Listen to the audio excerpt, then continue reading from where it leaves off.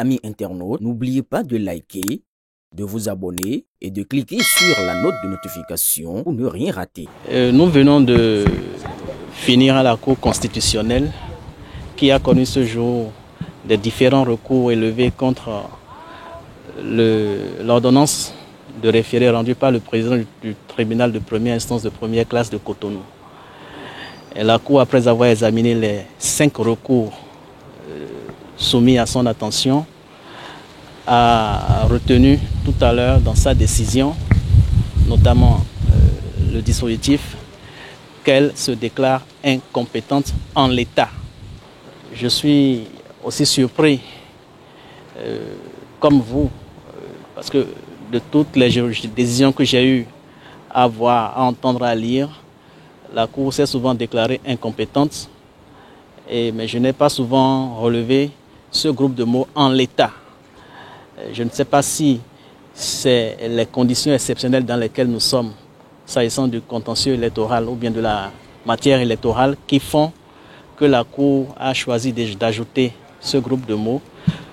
Toute chose que nous savons est que ça inquiète, ça interpelle beaucoup de personnes qui se demandent qu'est-ce que la Cour voudrait dire en se déclarant incompétente en l'état. Nous, en ce qui nous concerne, on retient que c'est une décision de la Cour constitutionnelle qui est insusceptible de recours. Et nous attendons surtout de lire la décision pour comprendre les motivations qui ont conduit la Cour à se déclarer incompétente en l'état. C'est forcément une surprise pour les requérants d'abord et leur parti politique. Moi, je ne suis pas de ce parti politique, je ne suis qu'avocat dans la cause. Et c'est peut-être une surprise pour beaucoup d'autres personnes. Et je suggère que nous attendions carrément de recevoir l'intégralité de la décision de la Cour, de lire les motivations sur la base desquelles elle a débouché sur ce dispositif, et nous saurons davantage. Si les circonstances évoluaient, peut-être que la Cour reviendrait encore nous dire autre chose, puisque nous sommes dans un état certain aujourd'hui. Peut-être que dans la minute qui suivra, les jours qui suivront, on peut être dans un autre état.